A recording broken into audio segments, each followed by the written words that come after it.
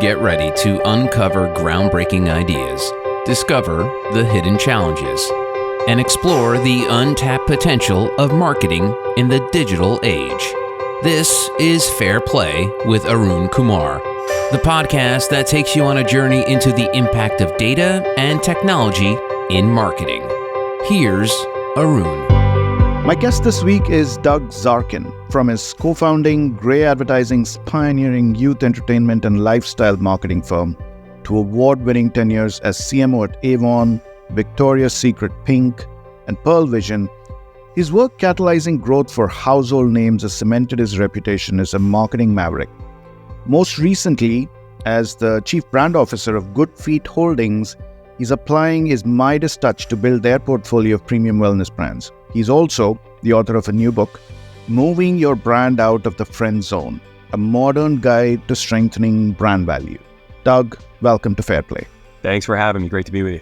So let's kick off with brand building. I'd love to understand your perspective on where you see the world of brand building today, especially given a lot of the conversations that are going on in the public space. There's either a conversation around how CMOs are under immense pressure. There's research that seems to show that the CMO-CEO relationship is a little bit rocky. The ANA keeps coming out with reports about how there is so much of waste in the media ecosystem. And so there's this general concern, is brand building still as respected as it was today? So where do you see, amongst all these challenges, the future of brand building? So it's a great question. I think it starts with really a fundamental understanding of what a brand is. You know, you can talk to students at an Ivy League institution and they'll give you a diatribe on it. You can talk to high school students, they may give you a couple paragraphs. The reality is a brand is nothing more than a shared set of emotions, feelings, perceptions, and ideals. Full stop. If you have that in an organization, you essentially have a brand. Now, how that brand goes to market, that's where many of the challenges lie. At the end of the day, marketing is a component of brand. But marketing at its core is really about positioning, which is really about the art of sacrifice. And that kind of comes full circle as to when you're thinking about a brand, it is not a buffet. It is not about trying to put a whole bunch of stations and hopefully the consumer finds something that they resonate with. It is about being material and focused in what you're saying and how you're saying it, and most importantly, being consistent. Today's consumer has way too many choices and options. And I would argue the role of brand today is even more complex than it has ever been and even more important than it has ever been. So there are people who do raise the question of, well, you see these research reports that keep coming out, which is the platform, especially from the platforms that performance-driven marketing works. Look at the amount of sales that we've got. You've seen the growth of retail media. Going back to this idea of brand love, one of the things I feel is that retail media is like a one-night stand. And there's some people who talk about how brand choices are made purely in a retail media environment. Like you go to a Walmart.com or a Target.com, and that's where you make the choice. How do you get back the love for building brands? Like, isn't there too much of worship at the altar of, I showed an ad, I got a click, and I got a result, and therefore that's the only thing that works? Like, there seems to be something missing in all of that. We aren't creating demand or growth. We seem to be just looking at people who are already in a store and converting them. So I think it's absolutely absurd to think that retail media is where the decision happens. Consumers make emotional decisions before they make rational choices. To use your example, when you're going to an e-commerce site and you're surfing, let's say, for peanut butter, okay? You're looking at all the brands and all of the offers. But what makes you choose that particular brand is what I like to call in the book the brand value equation. Brand value equals experience divided by price. If I have an amazing experience, then I can charge a premium price and still have a positive brand value equation. When Walmart offers a 22-ounce jar of Jif peanut butter for 99 cents, there's an enormous brand value equation because your experience with that brand Jif is really positive. either as a kid, as an adult, your kids like it, you believe in the efficacy of the product, the quality of the product. If they were offering that same 99-cent offer for a generic, it's a generic peanut butter. So your brand value equation isn't necessarily as skewed as high. Where retail media comes in, it is an element of the cycle. The choice, the rational choice, is influenced by what is happening on the e-commerce page, for example. But the decision that that's the brand you want happens way before you go to an e-commerce site. And for anybody to believe that the role of brand is dead because we are living in an emerging performance marketing cycle, candidly doesn't really understand human behavior. And I would argue that today more than ever, if you are simply going to win based on offer, you're going to lose, because you're never going to be able to compete with Walmart, as an example. You're never going to be the cheapest. And if you become the cheapest, that's your strategic position in the mind of the consumer, you're going to erode margin. That means you always have to be the cheapest. And your competition is going to force you out of business by driving down their price so that you actually can't afford to offer what you're offering.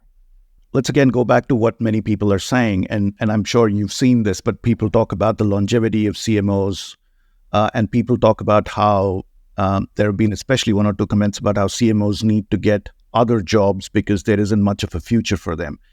How do you react to that? Do you actually, first of all, see that happening in companies? Are people, are CEOs and CFOs actually questioning the need for CMOs in the first place? I don't think they're questioning the need. I think that the definition of what an effective CMO is. I mean, look, my current role, I'm a chief brand officer, which, in moving from a CMO to a CBO, I have the opportunity to contribute in a little bit of a larger way than I did in my CMO role when I was at Pearle Vision, which I was in, by the way, for nearly 11 years. I think the definition of being able to be both like an equal, a performance and a brand, if you look at a job spec from 5 years ago, it was all about digital driven and, have to understand data and data driven decision making. I think that's shifting a little bit to understand a critical nuance relative to data, which is data in its solo form does not make decisions for the modern day successful marketer. Data is a point, is a breadcrumb, but it is only as good as the questions that you ask. How do you know what questions to ask in order to get data that is meaningful? That is not about data. Data doesn't give you data to give you data.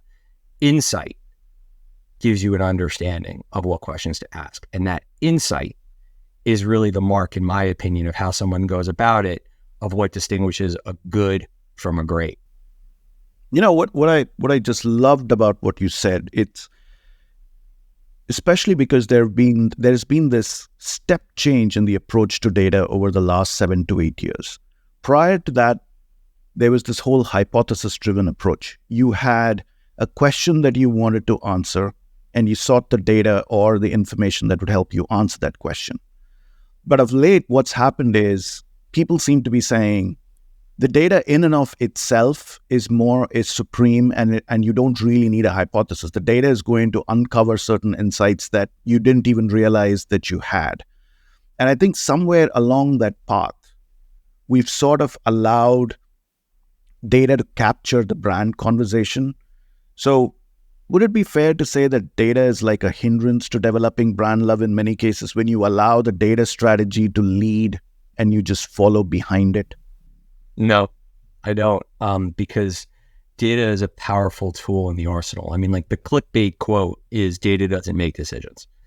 The follow-up, and it's important to get the entire thought, is that the power of data lies in your ability to ask the right questions.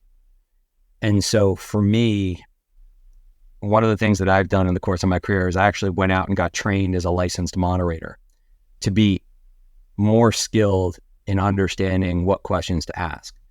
I also take the approach of being an inside-out leader, meaning I want to understand what's actually happening within the four walls. What's the pragmatic behaviors that are existing within the brand in order to elevate the questions that I'm asking, and most importantly, identify what data points are most meaningful.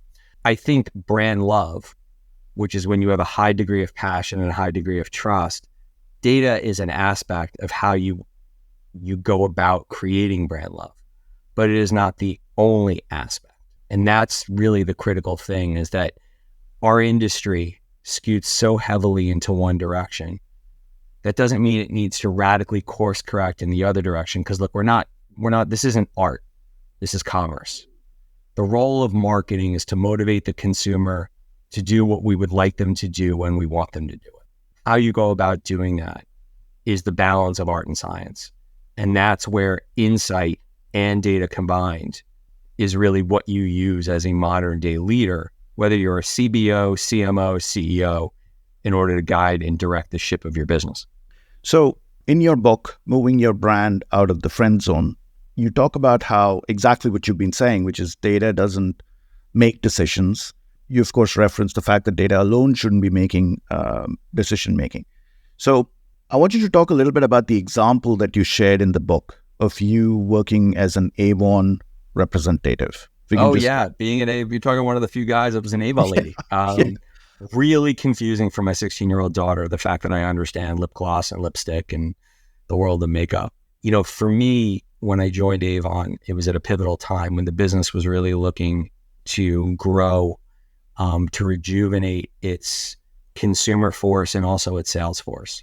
The brand was, I think, 115, 116 years old when I got there.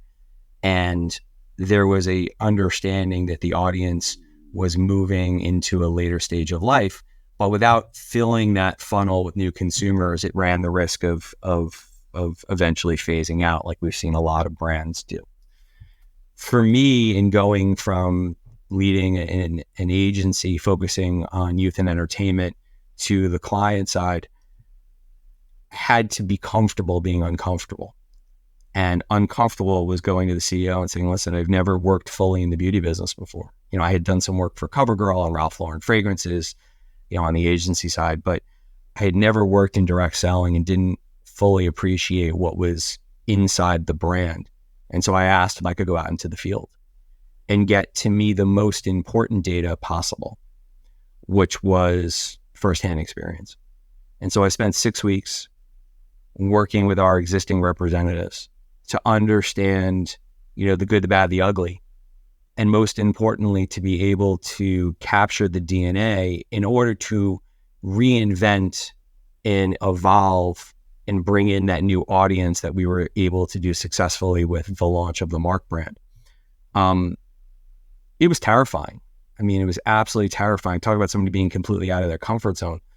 But I actually reveled in it because it gave me permission to ask questions that otherwise probably would have been seen as offensive, would have been seen as too pointed. And it gave me a bit of an insight into a way in which to unlock a business. Now, that's all predicated on having an audience that is open to evolution. And, I cite in the book just the incredible visionary spirit of Andrea Jung, who at the time was Avon CEO, who was open to evolution, who wasn't shy about admitting that there had been some things in the brand, or there were things in the brand that didn't necessarily work as well as they could. Hence why I was brought in. But that's really where the vision has to come from the CEO. Without the CEO really laying the groundwork for, listen, today is today, but tomorrow isn't going to be today. It's going to be tomorrow. What you end up looking at is somebody who is just trying to find fault versus seeking to understand. And that has to be a remit that comes from the CEO.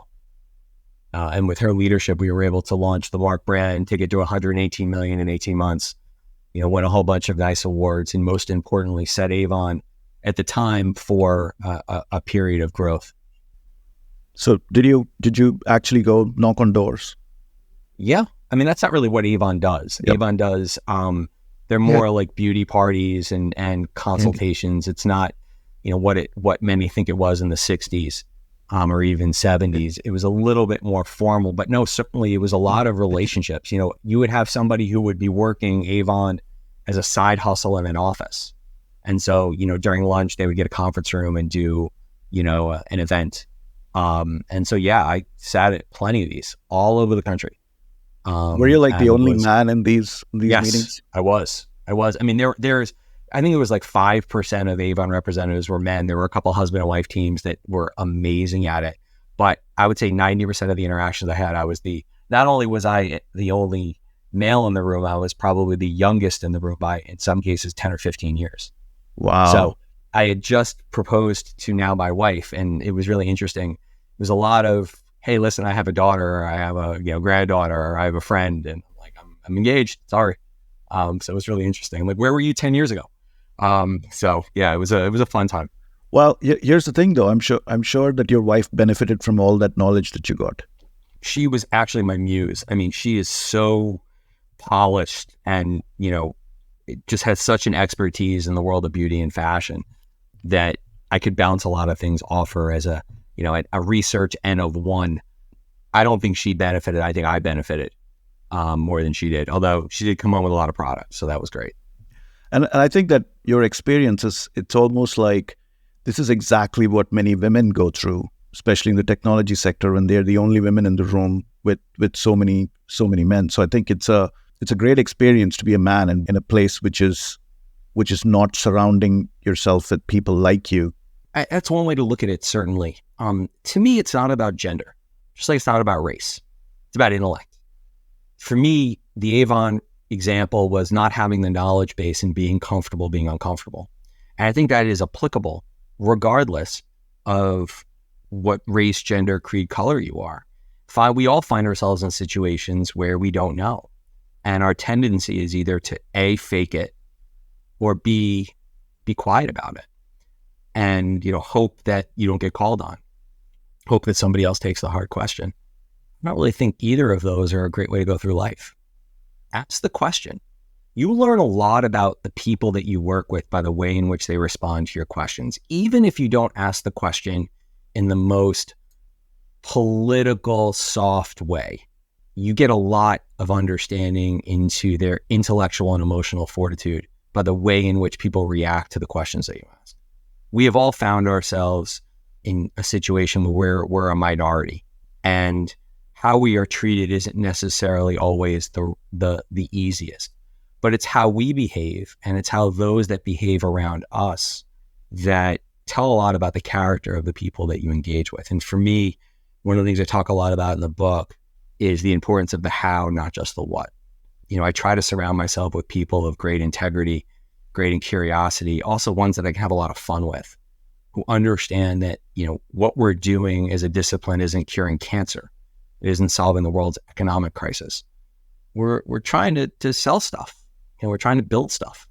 And if you can't enjoy the journey and you can't look at it with a degree of humility, I don't really know what you're doing. And talking about fun, you also talk about the origins of Seinfeld. Yeah, I mean, I don't think you could be a young adult in the 90s and 2000s without appreciating how Seinfeld shaped the zeitgeist of culture. Even today in reruns, it still holds up. But if you look back at Seinfeld and you do some research, Seinfeld was, I think, still to this day, the lowest scoring pilot in the history of NBC. And it was because it just didn't resonate when they tested it. And if it wasn't for the fortitude of a couple executives at NBC who looked past the initial screening data and said, there's something here, continue to flesh it out, continue to matriculate it, we would never have come to love and know the genius of Larry David, and Jerry Seinfeld would just be another comedian doing a HBO or Showtime special. But it took a visionary to look past, and kind of goes to the point of data doesn't make decisions. People make decisions using data. I think it was Warren Littlefield, if I remember correctly, saw through the numbers. Larry David saw through the numbers and realized that, there's more here than what the numbers are telling. Did a little bit of work on the pilot, and, we all know what Seinfeld has done to culture. And I'm grateful for that example as not a bellwether, but something to keep in mind. If you really believe in your gut that something's great, don't give up on it because you get some bad testing results. Yep. Okay, hang on, Doug. We have to stop here. But coming up next time with Doug Zarkin, the author of Moving Your Brand Out of the Friend Zone. I just love that title. And Chief Brand Officer of Good Feet Holdings. Doug weighs in on the impact of using CRM to connect with customers. I do think it's incredibly valuable as an opportunity to show, not tell that you care. I care about you is a statement. Showing you care is an action, and actions speak louder than words. This has been Fair Play with Arun Kumar. If you want to uncover the keys to using data wisely and fairly in an ever-changing world, go to arunkumar.com for more insights and resources. Fair Play is a production of Forbes Books.